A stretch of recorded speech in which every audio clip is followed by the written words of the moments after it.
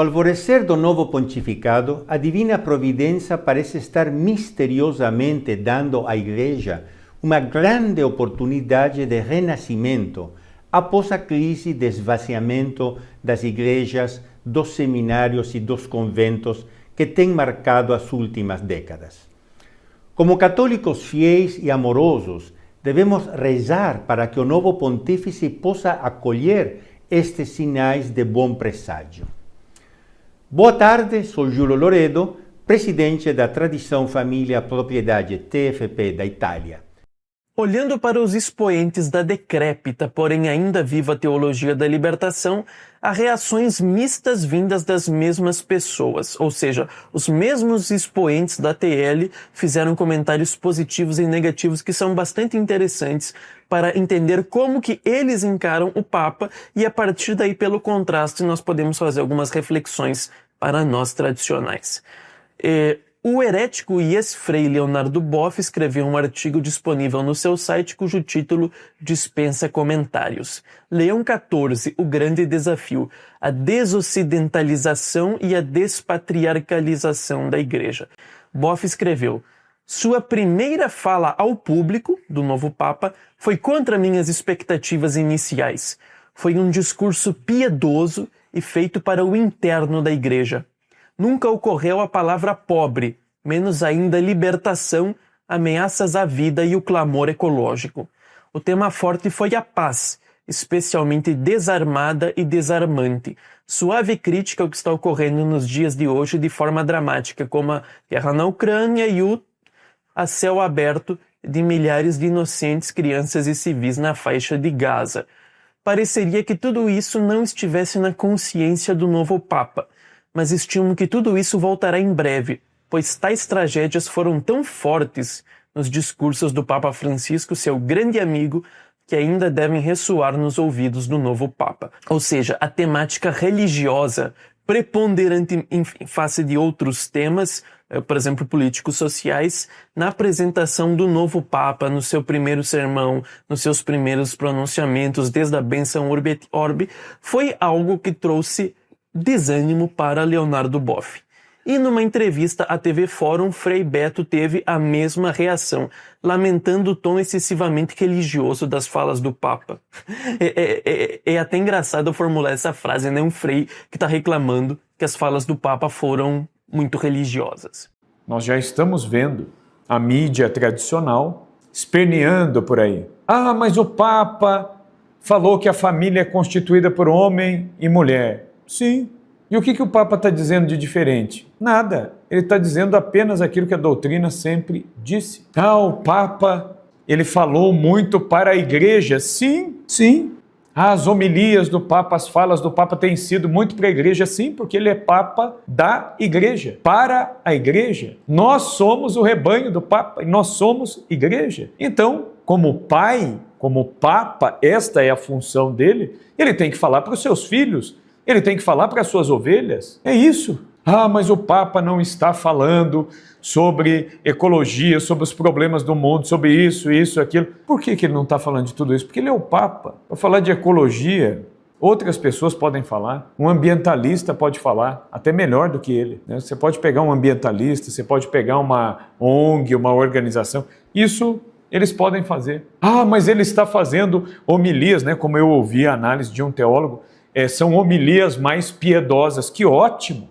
Que ótimo! Bendito seja Deus! Bendito seja Deus! Porque ele é Papa para a Igreja. Ah, mas ele tem que se comunicar com o mundo? Sim! E quando ele se comunica com o mundo, ele o faz de que maneira? Falando aquilo que ele fala dentro da Igreja, ele vai falar fora. E o que ele tem feito? Ah, ele tem falado muito da centralidade de Jesus Cristo, da salvação que só nos vem por um caminho, Jesus Cristo. Não vem por outro caminho. Aí o pessoal já começa a achar pelo em ovo. Ah, mas ele não está valorizando as outras formas de crer. Tal. Não, não é isso. Ele está afirmando uma verdade da qual a Igreja é portadora. E o mandato de Jesus não é ide e dialogai, ide e agradai as outras pessoas. Não, o mandato de Cristo é ide e ensinai. A Igreja porta a verdade e esta verdade é Jesus Cristo mesmo. E aí o pessoal esperneia. E por que o pessoal esperneia? Porque o Papa está sendo católico. Olha que coisa. Roma voltou a ser o centro do mundo e o novo Papa Leão XIV já começou a dar os primeiros sinais de que seu pontificado vai marcar uma nova fase na Igreja. Mas o que está por trás da escolha desse nome? Quais são os sinais claros da direção que ele vai seguir até o momento? O que o mundo está dizendo sobre ele e o que a Igreja realmente espera dele? Neste vídeo a gente vai fazer uma espécie de resumão completo do que está acontecendo e ao final eu vou te dar a minha opinião pessoal sobre o Leão XIV, então fique comigo até o fim. Robert Francis Prevost, agora Leão XIV, nasceu em Chicago, Illinois, nos Estados Unidos e foi missionário no Peru por 40 anos, o que faz dele mais peruano do que americano. Fluente em 5 idiomas, inglês, espanhol, italiano, português, francês, além de saber latim eclesiástico e ler em alemão. Tem bacharelado em matemática e é doutor em direito canônico, a parte legal da Igreja. Ele faz parte da Ordem de Santo Agostinho, traz em seu peito literalmente as relíquias de Santo Agostinho e Santa Mônica na sua primeira aparição na Loggia delle Benedizioni. Isso não é apenas simbólico, não. É um gesto claro de que ele não quer inaugurar uma coisa pessoal, uma era personalista do papado, mas seguir uma linhagem. Sua trajetória mostra um homem que conhece bem o povo, que já foi chamado até de Papa Cantor e Amigo dos Pobres pelos moradores da sua diocese no Peru de Chiclayo. Mas também é um gestor experiente. Foi prior geral dos agostinianos no mundo inteiro e mais recentemente prefeito do dicastério para os bispos, que aponta os bispos no mundo inteiro, claro, com o consentimento do Papa. Ele se destacou pela sua prudência e firmeza sempre. Enfrentou crises na sua diocese com as políticas locais, participou de iniciativas sociais e, sobretudo, soube manter a diocese unida, que é o que eu acho que ele vai fazer com a Igreja. E num país assim, o Peru, que atravessava convulsões políticas, onde a Igreja exercia um papel de mediação de conflito, o estilo sóbrio de Prevost, vamos dizer assim, reservado, mas eficaz, revelou a sua habilidade como um líder na Igreja. Logo no primeiro discurso, Leão XIV pediu a paz. A paz do Senhor esteja com vocês. Veja, isso é fundamental, porque ele disse isso já na sacada da Basílica de São Pedro. Durante a sua primeira bênção dominical, reforçou o pedido de cessar fogo na faixa de Gaza e uma paz duradoura para a Ucrânia, o que é fundamental, porque todo Papa deve fazer isso. Ou seja, mais do que diplomacia propriamente dita, o foco do seu pontificado foi mostrado ali. Já no encontro com os cardeais no outro dia, ele explicou a escolha do seu nome, que é uma homenagem direta ao Papa Leão XIII, e a encíclica famosa Rerum Novarum, da novidade das coisas, que é um marco da doutrina social da Igreja de 1891. Ele deixou claro, o mundo vive uma nova revolução industrial, nós sabemos, agora com inteligência artificial, 5G, internet das coisas, e a Igreja precisa responder a isso com justiça, dignidade, trabalho, moralidade, para não cairmos em ideologias, não importa qual, e secularismos, sectarismos. Ao que tudo indica, Leão XIV será um Papa agostiniano em toda a sua essência, alguém que valoriza a interioridade, a vida intelectual, a modéstia, a humildade, a comunhão entre os irmãos e os membros da Igreja e também o serviço, a missão. Tem gestos realmente muito contidos, só que profundo. Não improvisa e não busca aplausos. É o tipo de Papa que, vamos dizer assim, carrega o peso do drama da vida nos olhos. Olhe isso, olhe para os olhos dele. E uma leveza no sorriso, que é tímido, sincero e que não precisa ficar mostrando os dentes para transmitir a autoridade espiritual ou mesmo cativar a benevolência da plateia para obter deles a complacência. Ele mesmo disse: aceitei um fardo muito superior às minhas forças, mas o Senhor não me deixa sozinho. Isso diz muito sobre como ele enxerga a sua missão.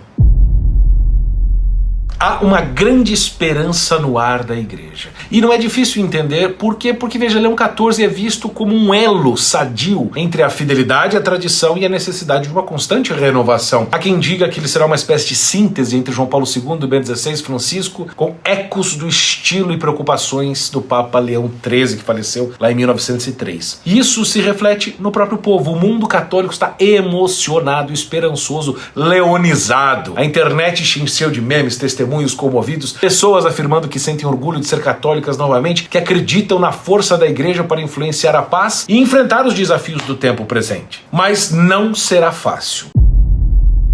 Leão XIV tem pela frente uma lista de tarefas hercúleas. Entre elas, retomar a clareza doutrinal e moral, especialmente após os debates gerados por documentos difíceis do Papa Francisco. Reordenar as finanças do Vaticano, que hoje estão em estado de alerta, com déficits operacionais e nos fundos de pensão estão ameaçados. Tem que reconstruir também a unidade interna da Igreja diante de uma cúria fragmentada e de polarizações ideológicas internas na Igreja, muitas vezes até entre bispos e cardeais. E também ele vai ter que dar um objetivo à sinodalidade, que sob Francisco se tornou um processo sem clareza de destino. Vai ter que aprofundar também a presença diplomática da Igreja no mundo, retomando o papel mediador do Vaticano nos conflitos globais, e o Papa já sinalizou que isto é uma das suas principais missões. Vai ter que recuperar o número de fiéis, especialmente na Europa e nas Américas, onde a fé católica vem sofrendo perdas significativas para o secularismo, indiferentismo ou mesmo para o protestantismo. A mídia internacional recebeu Leão XIV com, vamos dizer, uma curiosidade, mas também com respeito. Ele é um nome inesperado. Todo mundo pensava Francisco II, João XXIV, mas isso não estava entre os mais cotados. Mas ele agradou a ala moderada do Colégio dos Cardeais, agradou os setores progressistas com cautela, que o acusaram talvez de ser conservador demais nos costumes. Já setores ultra mega conservadores se perguntam se ele será firme o suficiente para reverter certas tendências iniciadas no Papa anterior. No meio de tudo isso, Leão XIV parece buscar um equilíbrio. Escuta, mas decide. Caminha com o povo, mas aponta a direção. É mais ou menos por aí que ele vai. Os cardeais mais tradicionais, como o americano Raymond Leo Burke, dos Estados Unidos, e Robert Sarrat, da Guiné, celebraram a eleição de Leão XIV em suas redes sociais, como a gente pode ver, o que é um bom sinal. E agora, qual que é a minha opinião? Nenhuma. Brincadeira. Eu esperava, de fato, um Papa conciliador, eu falei isso em vários lugares. Talvez um centro-direita, talvez, Não é impreciso este termo, mas eu confesso que eu não esperava um Leão XIV. Ele tem algo raro, que é uma profundidade sem vaidade, discrição com firmeza. Carrega aquele olhar de paz que não vem do mundo, mas de um homem de oração. E isso me tocou muito, eu pude ver isto nele. E assim, o Papa das Esperanças, justamente nesse jubileu de esperança que estamos vivendo, mas também das exigências duras que terá que enfrentar, porque um tempo tão complexo como o nosso não será transformado por palavrinhas doces, mas por gestos corajosos e modéstia. O mundo está de olho no Papa Leão. E eu sinceramente acredito que ele saberá conduzir a barca de Pedro com mãos firmes e um coração na mão de Deus. Que o Senhor ajude o Papa Leão e que nós saibamos sustentar esse Papa com a nossa fé, com as nossas orações, com a nossa fidelidade à verdade.